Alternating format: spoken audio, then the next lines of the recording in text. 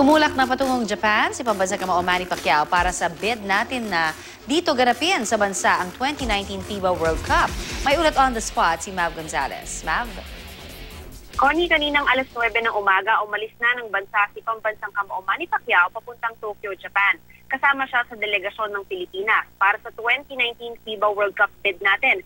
Sa Biyernes na yung final presentation. Ngayon, bukod sa boxing, aktibo rin sa basketball ang ating pambansang kamao at alam natin na isa pa siyang player sa PBA. Ayon kay Manny, magandang experience na dito sa Pilipinas mangyari yung FIBA at yak daw na magiging masaya yung mga Pilipino. Lalo pa tayo yung isang basketball country talaga. Naniniwala siyang may chance tayong mapiling host kahit bigating China ang kalaban natin sa bid. Bukod sa FIBA, makikipagkita rin si Pacquiao sa Filipino community sa Japan. Kasama ni Manny ang asawang si Jinky, ilang pangkaanak at miyembro ng Team Pacquiao pagpunta niya sa Japan. Kanina naman nakipag-picture taking pa siya sa kanyang fans sa airport.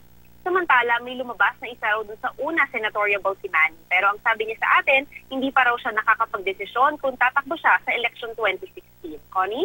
Maraming salamat, Mav Gonzalez.